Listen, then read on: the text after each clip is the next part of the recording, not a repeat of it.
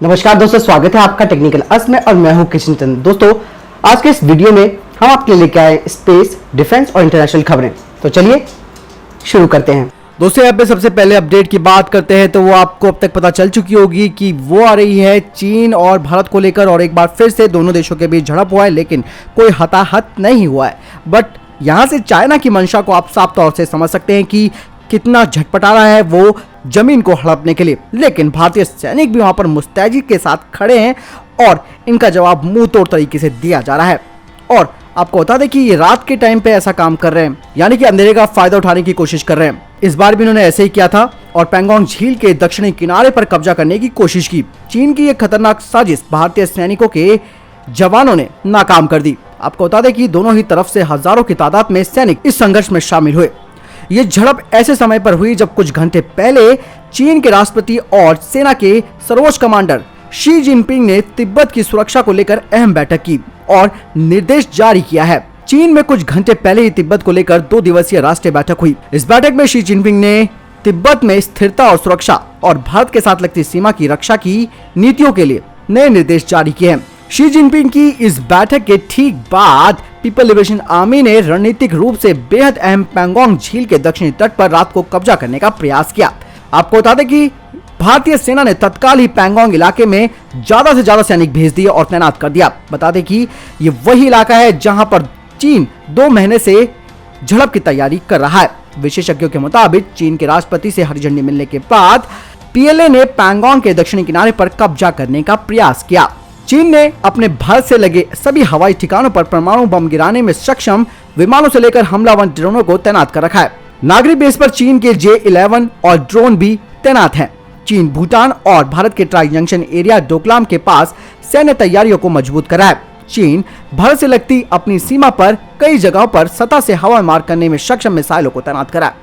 आपको बता दें कि वहीं भारत ने भी इस सेक्टर में तनावपूर्ण स्थिति के चलते हुए अपने बोइंग P-8I जेटों को तैनात कर रखा है।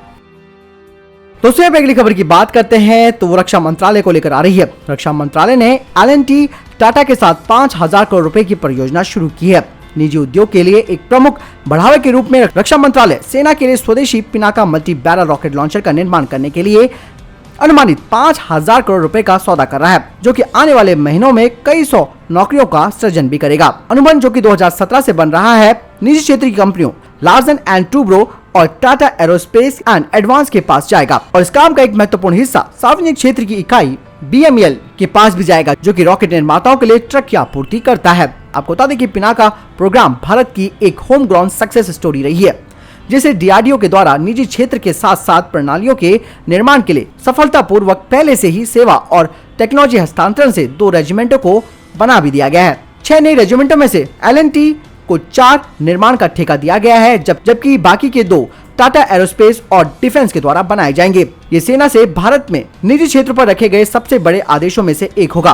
सूत्रों के मुताबिक पिनाका प्रोग्राम को तेजी से ट्रैक करने के लिए इसकी विशेष पहचान भी की गई थी। आपको बता दें कि सूत्रों के अनुसार निजी क्षेत्र के द्वारा पूरी तरह से निर्मित पहले रॉकेट का भी इस महीने सफलतापूर्वक परीक्षण किया गया। पोखरण में एक फायरिंग रेंज में पिनाका रॉकेट का परीक्षण किया गया और सटीक निशाना लगाकर इससे वांछित परिणाम हासिल किए गए।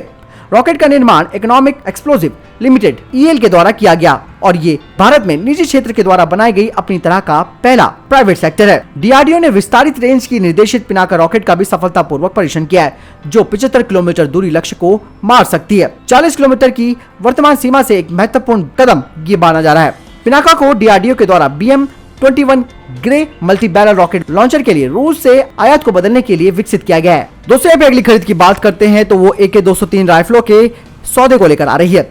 मेक इन इंडिया के तहत रूस के साथ लंबे समय से लंबित AK-203 राइफल का सौदा अब अंतिम रूप ले चुका है और हस्ताक्षर प्रक्रिया से पहले दोनों पक्षों द्वारा एक अंतिम कानूनी रूप से वीटो किया जा रहा है। रक्षा और सुरक्षा प्रतिष्ठान के सूत्रों ने कहा कि इस साल के अंत तक 6 लाख से अधिक राइफलों का उत्पादन शुरू हो जाएगा और उनके पास निर्यात क्षमता भी है। इस सौदे के तहत पहले 20,000 AK-203 राइफलें, जो कि आने वाले वर्षों के लिए सशस्त्र बलों के मुख्य आधार होंगी, उनको रूस से लगभग $1100 की लागत से परिवर्तित किया जाएगा और बाकियों का निर्माण भारत में एक ज्वाइंट वेंचर के रूप में किया जाएगा।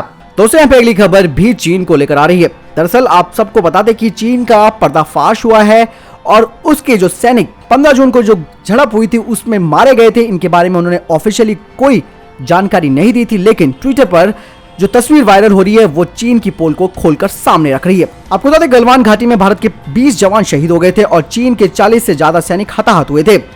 भारत ने अपने सभी शहीद सैनिकों की संख्या के बारे में ऐलान किया था, जबकि चीन ने कभी इसकी जानकारी नहीं दी। अब पहली बार चीनी सैनिकों की कब्र की तस्वीरें सोशल साइट पर वायरल हो रही है। आपको बता दें कि चीन के माइक्रो ब्लॉगिंग साइट वीवो ने चीनी सैनिकों की कब्र की तस्वीरों को सामने ला दिया है। उस समय चीन ने दावा किया था कि इससे तनाव और ज्यादा भड़क सकता है। तस्वीर में आपको बता दें कि घटना स्थल के पास चीन के हेलीकॉप्टर भी उस समय देखे गए थे, जो घायल और मृत सैनिकों को लेकर गए।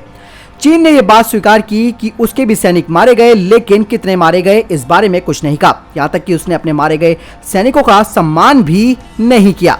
लेकिन जो तस्वीर सामने आई है उसमें चीन के 40 से ज्यादा सैनिक मारे हुए दिखाई दे रहे हैं और आप खुद इन तस्वीरों से अंदाजा लगा सकते हैं कि हमारे वीर योद्धाओं ने कितने चीनियों को मारा और लड़ते लड़ते देश के लिए शहीद हो गए। दोस्तों वैसे कहने वाली बात तो ये है कि चीन जानता है कि भारत का एक सैनिक उनके 100 सैनिकों पर भारी पड़ता है और हमारे 20 सैनिकों की जो शहादत हुई है वो खाली नहीं गई।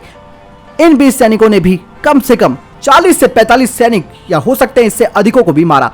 अगली खबर की बात करते हैं तो वो भी चीन को ही लेकर आ रही है। दोस्तों आपको बता दें कि पूर्वी लद्दाख में लाइन ऑफ एक्चुअल कंट्रोल पर जारी तनाव के बीच चीन की एयरफोर्स ने अपने सबसे एडवांस 5वीं पीढ़ी के लड़ाकू विमानों को फिर से लद्दाख के नजदीक तैनात कर दिया है। J-20 लड़ाकू विमान लद्दाख के नजदीक लगातार उड़ान भर रहे हैं। चीन ने पूर्वी लद्दाख में गलवान जैसी हिमाकत की अपनी हालिया नाकाम कोशिश से कुछ दिनों पहले ही J-20 को तैनात किया है। सूत्रों के मुताबिक PLAF ने होटन एयरबेस पर J-20 को फिर से तैनात किया है और उन्हें लद्दाख व उससे सटे भारतीय इलाकों के नजदीक उन्हें उड़ा रहे हैं। इसके अलावा चीन के स्ट्रेटेजिक बॉम्बर एयरक्राफ्ट की भी तैनाती वहां पर की गई है। दरअसल भारत को राफेल विमान की पहली खेप के बाद डरे चीन ने लद्दाख के नजदीक अपने सबसे एडवांस एयरक्राफ्ट J-20 को तैनात कर दिया था। 5 लड़ाकू राफेल विमान पहले एयरफोर्स का हिस्सा हो चुके हैं और अगले 1 से 2 महीने में 3 से 4 राफेल भारतीय एयरफोर्स को ज्वाइन करने वाले हैं। चीन के J-20 लड़ाकू विमान लद्दाख के उस पार स्थिति अलग अलग एयरबेस खासकर होटन और गारगुंसा में उड़ान भर रहे हैं। चीन पहले भी अपने इन एयरबेसों पर J-20 को तैनात कर चुका है। दोस्तों यहाँ पे अगली खबर की बात करते हैं तो पाकिस्तान और चीन को लेकर आ रही है। आपको बता दें कि पाकिस्तान चीन का Jarin-1 सैटेलाइट डेटा को खरीदता है। पाकिस्तान चीन से real time satellite data, high definition video, optical और हाइपर स्पेक्टिकल इमेजरी के साथ साथ भारतीय सेना की आर्मी कैंपों की लोकेशन की जो तस्वीरें हैं उन्हें चीन के इस सैटेलाइट से मिली जानकारी को खरीदता है ताकि उसे सटीक जानकारी मिल सके। खुफिया सूत्रों ने बताया कि पाकिस्तान ने 2020 तक Jarin-1 उपग्रह के डेटा को खरीदा है और इसके लिए चीन के साथ एक अनुबंध भी किया है। आपको बता दें कि चीन का ये सैटेलाइट दिन में 2 बार किसी भी स्थान को फिर से देख सकता है, जो 0.72 मीटर का रेजोल्यूशन और मल्टी स्पेक्टिकल छवि प्रोवाइड करता है। Jarin चीन का एक कमर्शियल सैटेलाइट है और 2019 में पाकिस्तान ने अपने लैंड और रिसोर्सेज के सर्वे के लिए और मॉनिटरिंग के लिए उनसे खरीदा था ताकि उसे प्राकृतिक आपदाओं के बारे में पता चल सके। इसके अलावा कृषि अनुसंधान, शहरी निर्माण और अन्य गतिविधियों के बारे में जानकारी मिल सके। साथ ही 2018 में चीन ने पाकिस्तान के लिए 2 रिमोट सेंसिंग उपग्रह लॉन्च किए थे, जिसमें दावा किया गया था कि ये चीन पाकिस्तान आर्थिक गलियारे की प्रगति की निगरानी करेगा। इन उपग्रहों में PRSS-1 और पाक TES-1A को लॉन्ग मार्च 2C रॉकेट के उपयोग से लॉन्च किया गया था। दोस्तों यदि आपको वीडियो संबंधित कोई प्रश्न या आपका कोई जवाब है जरूर हमें कमेंट बॉक्स में लिख के बताएं। साथ ही दोस्तों इस चैनल को सब्सक्राइब करना ना भूलें और इस वीडियो को लाइक डिसलाइक करना भी ना भूलें। धन्यवाद दोस्तों अपना कीमती वक्त हमें देने के लिए।